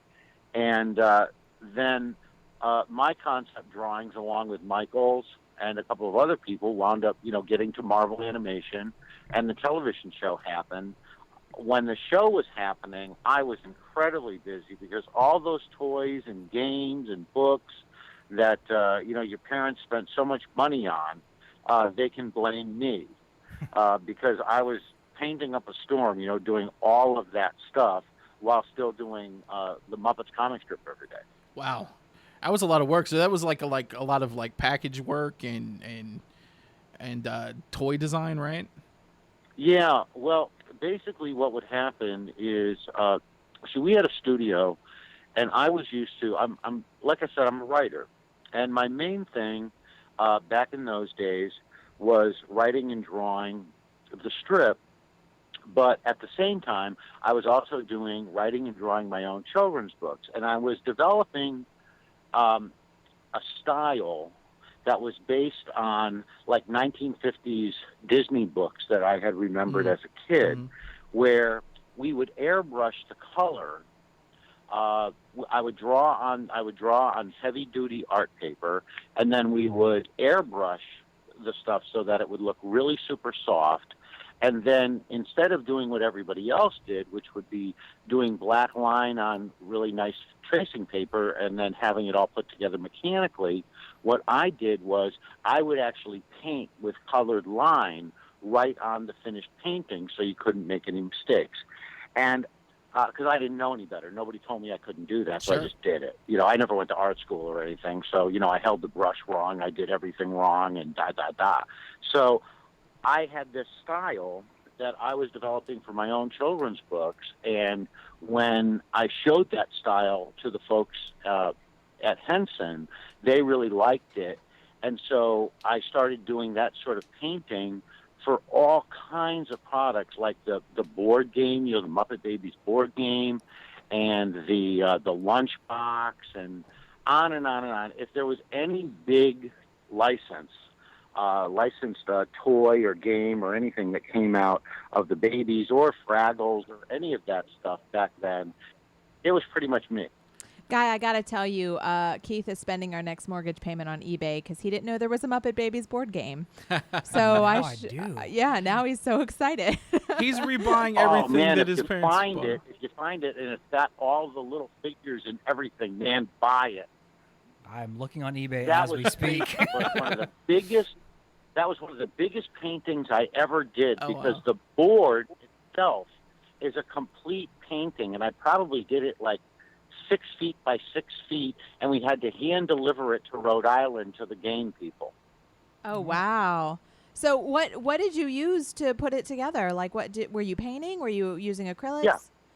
Wow. Yeah, I was using. We would airbrush acrylics, and then I would do this mixture that I called dirty water. I would mix up stuff that you weren't supposed to mix, like acrylics and gouache and concentrated watercolor dyes and white paint and stuff, and I'd mix it all together to get the colors that I wanted, and then I would put the line around the airbrushed art, to make it pop, but also to make it sort of look like the backgrounds, those beautiful paintings, the backgrounds of the old Disney movies. I loved that stuff, and the backgrounds of the old, Warner Brothers and Tom and Jerry cartoons and stuff, and of course I got to do all of those characters as well. But that's the way that we used to do things. Back in those days, there wasn't any such thing as digital. We all walked around looking like I don't know, we were in some kind of atomic blast or something, because everybody had these masks on because there was so much airbrushing going on in our little studio, that we just had this cloud of green-gray mist, all the time. And then once we had the painting down, the airbrush stuff down, then I would get out my brushes and I'd go to town. Wow. Now, as a child of the 80s, I'm actually someone who remembers newspapers. and when there were comics in newspapers. I remember. Oh, we're not that much younger than newspapers. you. Oh my gosh! Come on, guys. Come on. There still are some newspapers. And There besides, really are. Keith is like a There Muppets really are. historian. I mean, I understand that basically, they're only used for, coupons, for Walgreens on Sunday now. But there really still are newspapers. Now, But, okay. And there's go still ahead. there's still comics in newspapers too. I'm and they're still going fascinated on. though when I saw that it was Mort Walker that actually introduced you or suggested you for the job of the Muppet strip. Yeah. What happened was Mort, Mort is still alive, and Mort's like my dad. Is he I still didn't doing really Beetle have, Bailey? A father figure in my life, and people like Jim and Mort really were that to me. I met Mort when I was about 21. Mort tried to get, he's the most successful, cartoonist of all time. I mean, Charles Schultz had more newspapers with Peanuts than Mort did, but Mort had, Mort created like 7 different comic strips, including, of course, Beetle Bailey and High and Lois being the biggest and still the ones that are running. Mort took millions of his own dollars, and he made a museum of cartoon art, the very first one in the United States, because people didn't think that cartoons were art. And when I found out that this thing existed, and it was in Connecticut, and at that time I lived in Connecticut, I used to drive down there. I was on the poor side of town, and that was on the rich side of town, so I had to travel about 2 hours to get there. But I would be down there all the time because I'd get to go down, and they would have these talks with famous cartoonists like, Dick Brown, who did High and Lois and Hagar, and Bob Clampett, who, created Porky Pig and Elmer Fudd. And there were amazing people. And so I would go down there. Every once in a while, though, what would happen is the famous cartoonist couldn't show up to do his show at the museum, and so they would get local people, and they had a lot of very famous local cartoonists in that part of Connecticut near New York City. But I was down there so much that every once in a while they couldn't find anybody, and so they had me do it. And the only thing they knew about me was that I did some kind of a funny animal comic book for Weekly Reader. Oh, wow. And but Weekly Reader would send me to schools and stuff because that's where they sold their stuff. Yeah. And I was always a natural ham anyway. I had a rock and roll band, and I was a stand-up comic and stuff like that. So I loved being in front of people. And so I would do these shows. And one day Mort saw the show, and he said, you're pretty good at that. He says, there's just one thing. Nobody knows who the heck you are and what the heck you do. He said, so I'll tell you what. We'll actually schedule you to do a talk, but so that people will know who you are, whatever it is you do, bring your artwork down, and we'll put it up in the lobby for a few weeks, and then you'll do your show. So ostensibly, he gave me like a one-man show at the Cartoon Museum. And the artwork that I brought down there was a funny animal comic that I did called Super Colonel for Weekly Reader books. And Mort must have seen the artwork because one day, not very long after, he was out playing golf with Bill Yates, who was the head of King Features, the biggest syndicate in the world. Mm-hmm. And Bill told Mort that they had a deal that was falling apart with Jim Henson. They had signed a contract to develop a comic strip based on the Muppet Show, but they had tried out about 200 different people, and Jim didn't like any of them. Wow. And so they were going to lose the contract. And so Mort said, well, that's like a pig and a frog, right? Bill says, yeah. He says, well, there's this hippie kid. He draws funny animals. Call him. That's awesome. And so Bill called me, and I'll tell you a story I don't really tell a lot because it's, I'm family friendly, but the phone rang one day, and I pick up the phone, and I hear, hello, is this Guy Gilchrist? This is Bill Yates, King Features. And I thought it was my brother-in-law. Oh, so no. I swore at him and hung up the phone. Oh, no. That's awesome. Well, the phone rings. Well, see, and the thing was that, like, I figured it was my brother-in-law because just like every other guy at that time, I was mailing comic strips, hoping to get syndicated to King Features and United Features like every week. And, and you'd never even hear from them. I was a nobody. And so, when I get a call from Bill Yates at King Features, I'm like, yeah, right. And so I swear, and I hang up. Well, the phone rings again. And he says what I said right back at me. And he says, and this really is Bill Yates, and I don't know if I like you very much. Oh, no. Oh, no. It's a big break. I'm like, oh, my gosh, I have blown it. Oh, my gosh. And anyway, he talked to me anyway, and he's, and I'm sure he didn't have much faith in me. He didn't know me or anything or my work or anything, but he said, Mort Walker says you draw funny animals. Do you know anything about the Muppets? I was a huge Muppets fan, and now there was no artwork on the Muppets or anything at that time, but the show was the biggest show on TV.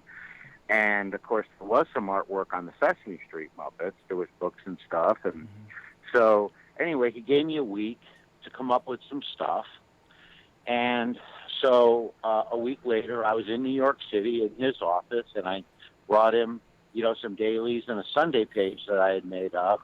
Did the best I could with it. He liked it enough to ask me to do some more. And anyway, the story's way too long for me to make it short, but I'll make it as short as I can right now. No, don't worry What about wound up happening was he kept encouraging me. I got a meeting at one point with the Henson people. I met Michael Frith and the people of Henson Publishing, but no one was giving me the job or anything. But I figured until somebody told me that they had hired somebody else or to stop, I would just keep doing more. And so every night after I did my comic book work and any other chores I had to do, I would just work on the Muppets without, any kind of encouragement. And after a year, I got the job. Oh, Wow, playing the long game. Just never give up. It's That inspiring. It was just, That is really, really inspirational. For me, it was like, my grandfather used to always tell me, you're probably never going to be the best at anything. He said, even the best hitter is only the best for a year or two, and then there's somebody better. And every day you can't be the best at really anything every day. He said, but the thing you can be is the person that tries the hardest. And, and if you try the hardest, you're going to make it. Yeah. And he was right, so that's all I could really do was be the guy that tried the hardest. And, the way I found out that I had the job was I was at home in the studio working, and the phone rang. It was about 7 or 8 o'clock at night, but it was only 5 o'clock or something like that in Hollywood. Anyway, the phone rang, and it was Jerry Jewell, the head writer of The Muppet Show. And I'm freaking out. And I'm like, really? Like Jerry Jewell, Juhl, on the crawl at the end of the Muppet Show? And he must have thought, what a rube. Well, at least you didn't tell him off like you told Bill Yates off. But anyway, he started talking about scenarios and stories and stuff. And I'm like, this is really wonderful, Mr. Jewell, but what does this have to do with me? And he goes, well, didn't Michael call you? Didn't Jane call you? He ran down a litany of names, and I'm like, no, sir. He says, oh, well, you have the job. You're the guy that's doing the Muppet strip.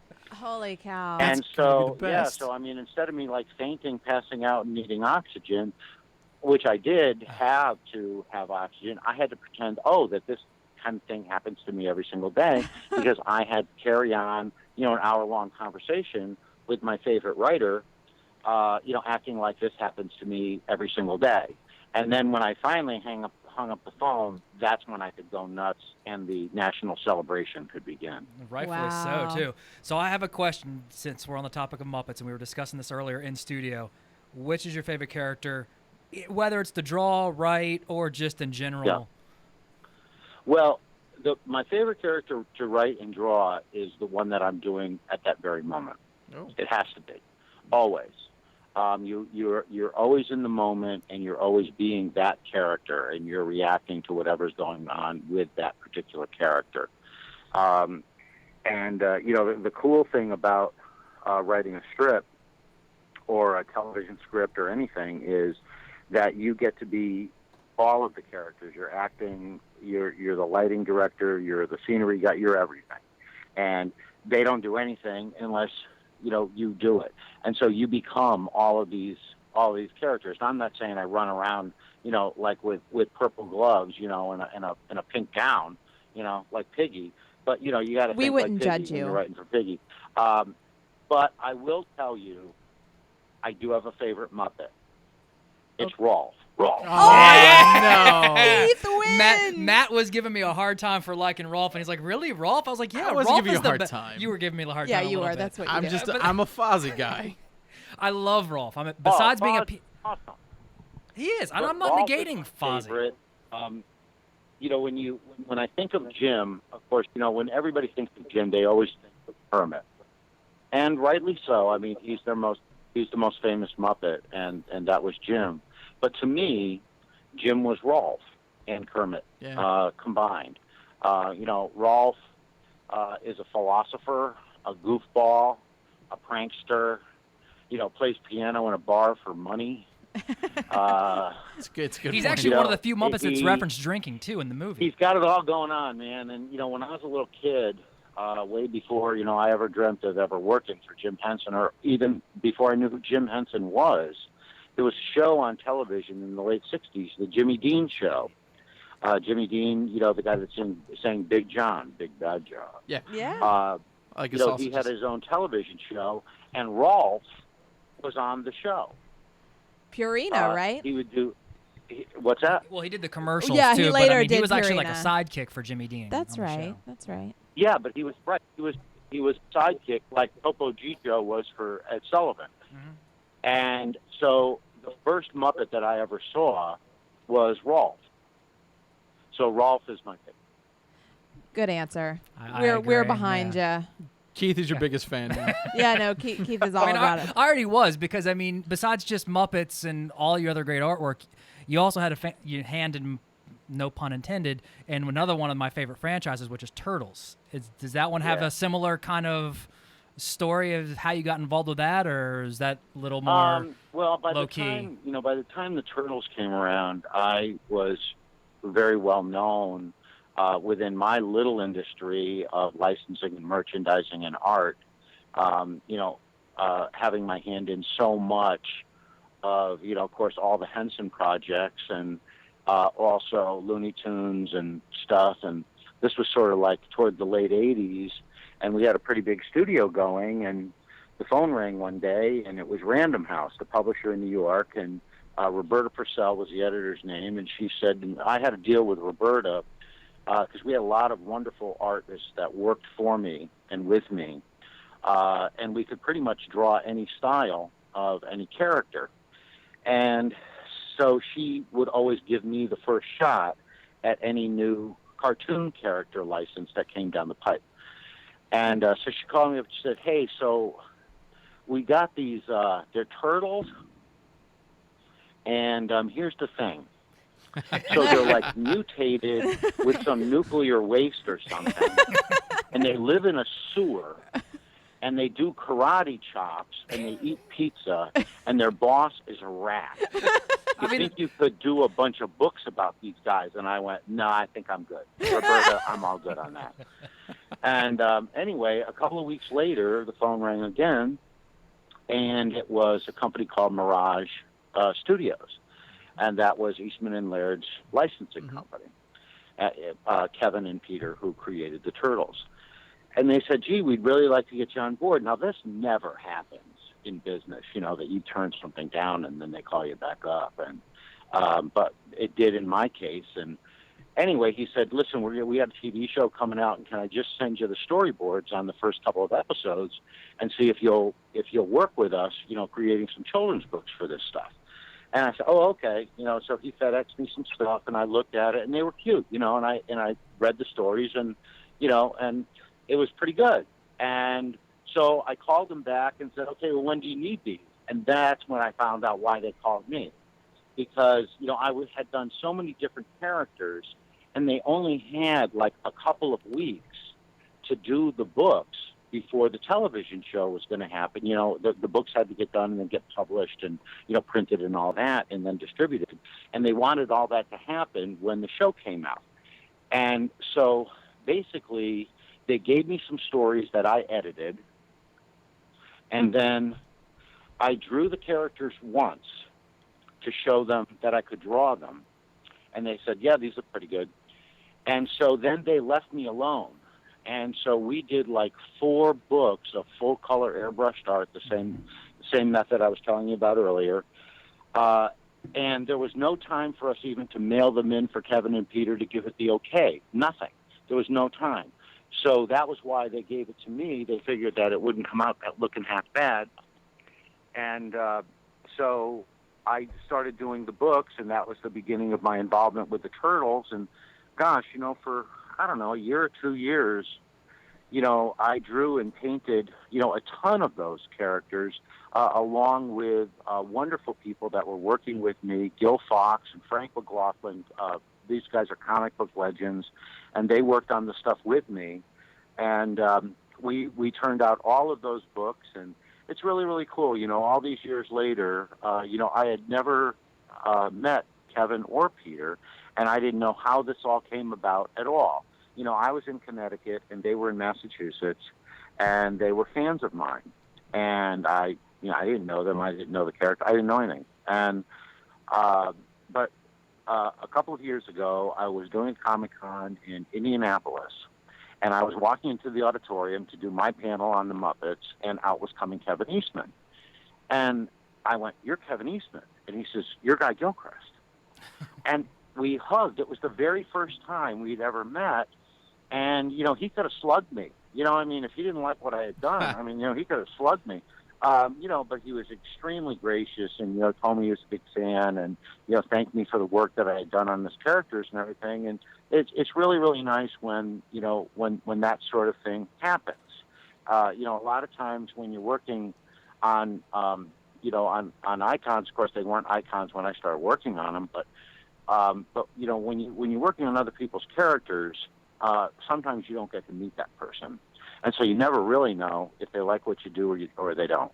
And so it was really nice to meet Kevin and his lovely wife, and to know that, they really loved my involvement, in their project. And my gosh, it really stood up, and the characters in all of their incarnations over the years, who would have thunk it, They just keep on going and going and going. And I'm grateful because all those kids that got those books way back in the day in the late 80s and early 90s, they're all showing up at Comic-Cons now, and they're throwing their money down for me to draw the characters for them. So I'm grateful. They grew up to be us. Yeah, pretty much. And as someone who had many of those airbrushed books, I want to thank you too, because I really enjoyed them. I remember reading them, and the bindings broke. I read them so much. So thank you. Right up against the end of the show, I just let everybody know where they can find you online and where they can find you in person if you're doing any shows coming up.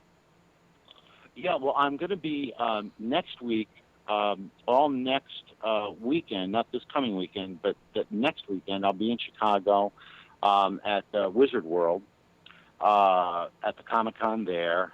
And then I think the next Comic-Con I do, I believe, is Richmond, Virginia. It's close to us. But what you can do, what you can do is, if you want to find me, I'm easily found on Instagram. It's my name, and on Twitter the same thing. And we have a Guy Gilchrist Art Studio page on Facebook.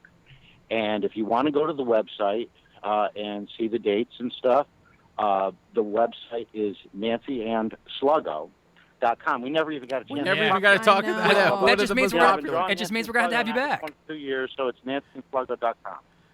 Perfect. Well, we'll have to have you back to talk about that one then. Thank you so much for joining us this evening. It's been awesome. We'll make sure that we get all your information out there to everybody so they can follow you. And it's been an absolute honor to have you on. Well, thank you so much. You guys were wonderful, and I'll see you in the Funny Papers. Awesome. You bet. All right, take it easy, guy. Bye. Okay. It was great. I'm so motivated I right could now, have you talked to guys. him for another 3 or 4 hours. I want to meet Jim Henson now. I know, but he's unfortunately dead. But we can meet Guy Gilchrist in Richmond. Yeah, that's Coming true. up, I Coming know. up, Do you have, yeah. he didn't say a date. Do you have? I a think it's in September. 'Cause September? I Okay. submitted September for us. 10th? Sure. Oh yeah, because we're going to be in Richmond feel like it's anyway for another family thing. So Oh, okay. so I Sweet. We're going. Somebody else I know that's in Richmond. The House Band.